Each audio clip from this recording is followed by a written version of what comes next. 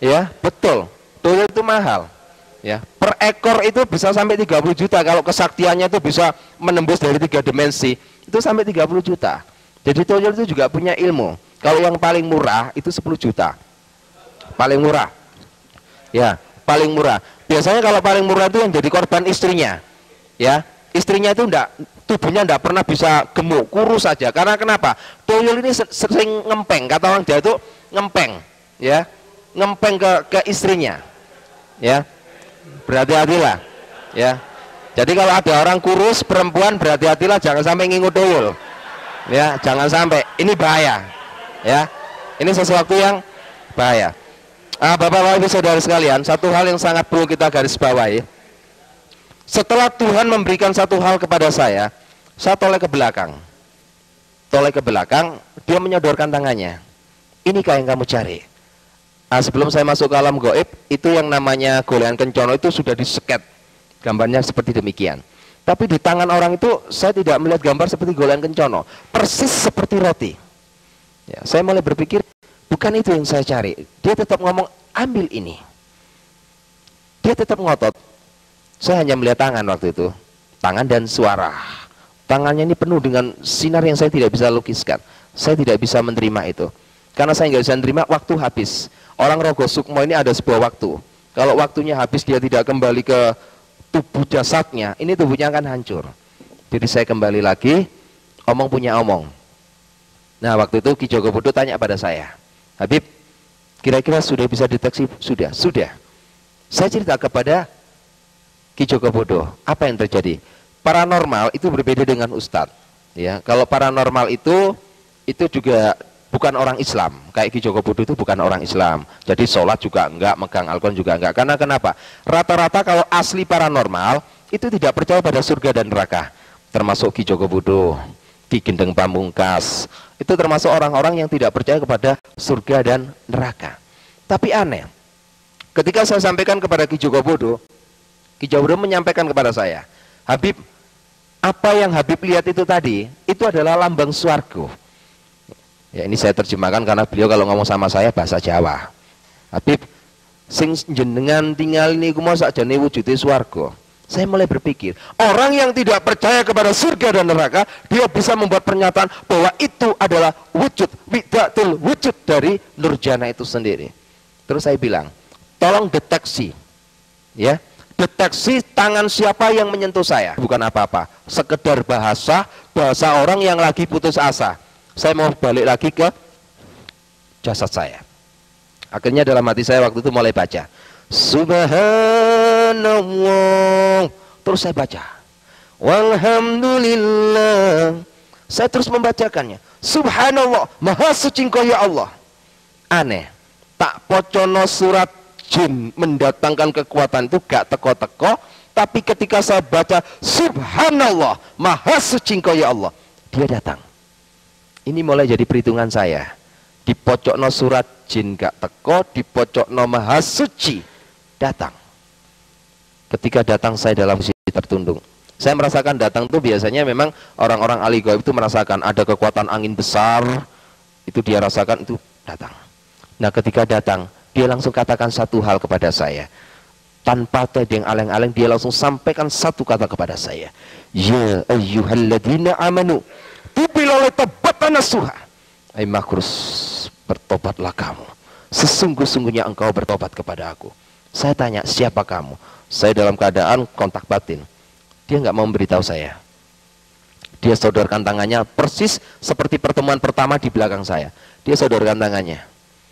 Ambil ini. Saya mulai bingung. Kenapa saya harus suruh mengambil ini? Saya tetap ngotot, siapa kamu? Saya hanya menyampaikan kalau saya mau ambil jimat itu, kalau engkau menyebutkan siapa nama kamu. Tetap tidak mau menyebutkan namanya. Akhirnya saya terpaksa harus mengambil benda dari tangan orang itu.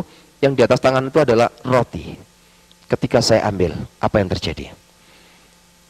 Roti itu hilang dari tangan saya, masuk dalam seluruh organ tubuh saya. Ada hal yang sangat aneh, saya merasa 43 tahun saya pikul beban berat. Ketika saya ambil roti dari tangan itu, beban berat ini hilang. 43 tahun saya pikul beban itu, hari itu juga lepas begitu saja. Saya mulai merasakan begitu indahnya Kalau saya boleh pinjam bahasanya orang Jawa, setelah saya ambil jimat itu, kekuatan yang luar biasa. Pikulan ini hilang, beban ini hilang. Saya merasakan ada sebuah kedamaian yang tidak pernah saya miliki selama hidup. Sebab kedamaian dan kebahagiaan selama 43 tahun itu adalah sebuah kedamaian yang hampa, semu, palsu. Tapi setelah saya menerima jimat itu, saya merasa ada satu kekuatan yang Masya Allah, luar biasa. Akhirnya saya tanya, siapa kamu? Baru dia katakan kepada saya. Dia katakan begitu indahnya dengan tegas seperti yang saya sampaikan tadi. Isa fa innahu, aku yang selalu mengatakan perkataan yang benar kepada kamu. Roh Allah, aku adalah roh Allah itu sendiri. Wa khalimatu, aku adalah firman yang hidup. Saya tersujud tersungkur kepadanya. Dia dekati saya masih ingat waktu itu. Dia dekati saya, dia katakan pada saya, aku akan utus kamu seperti domba di tengah-tengah serigala. Ada satu hal yang membuat saya marah. Saya mempunyai satu pribadi yang jelek. Kalau saya lagi marah sama orang, saya langsung tatap wajah orang itu, tidak peduli siapapun juga dia. Dan ketika orang itu ngomong pada saya, aku utus kamu seperti anak domba di tengah-tengah serigala, saya marah. Marah saya itu begini, orang ini seperti balas dendam kepada saya. Mungkin selama hidup saya jahat kepada umatnya, dia balas dendam. Buktinya apa? Buktinya dia pura-pura datang kepada saya diutus seperti anak domba di tengah-tengah serigala. Coba jenengan saged pikiraken, lek ono anake wedhus ditekek nangoni tengah-tengah serigala, niku pasti mati. Pikiran saya waktu itu juga gitu. Ini berarti balas dendam. Orang ini mau membunuh saya. Maksudnya itu jangan dijadikan saya sebagai anak domba. Jadikan saya sebagai harimau, serigala, ataupun apapun yang saya siap hadapi serigala. Maksud saya itu begitu.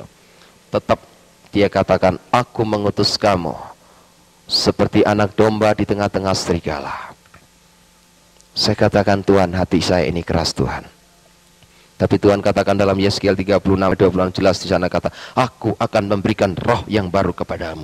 Aku akan memberikan hati yang baru kepadamu, hati yang taat, dan menjauhkan kamu dari hati yang keras. Saya mulai adem ayam, marah hati saya. Mulai saya berpikir, terima kasih Tuhan. Saya mulai berpikir lagi, apa yang harus aku lakukan untuk menjalani sebuah kehidupan ini. Saya mulai berpikir, kita memang harus seperti anak domba. Anak domba di tengah-tengah serigala. Kita persiapkan hidup kita untuk menjadi laskar-laskar Kristus.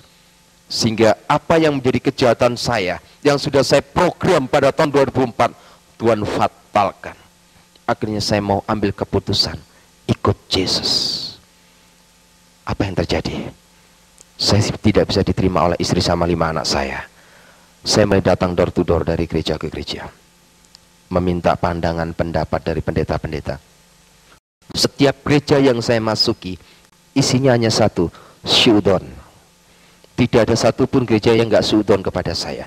Nggak ada yang gerejaku syudon sama saya. Semuanya itu syudon. Satu pencurigaan yang berkelebihan. Tidak mungkin ada orang EPI bertobat. Ini pura-pura mau menghancurkan orang Kristen dengan cara begini. Hati kecil saya mulai berbicara, lek menghancurkan orang Kristen saya nggak perlu berpura-pura, langsung saya datangi walaupun di siang bolong. Itu sifat saya. Saya bukan seseorang yang harus mendatangi orang di malam hari. Siang bolong pun tidak perlu Anda datang di tempat saya yang akan datang di tempat Anda. Jadi hati saya waktu itu menangis. Berangkat kemana-mana ditolak, pulang di rumah istri saya cemberut saja. Coba bisa kita bayangkan, suami teko pegel-pegel, bojo cemberut, isine mangkel. Saya doa sama Tuhan, Tuhan Yesus,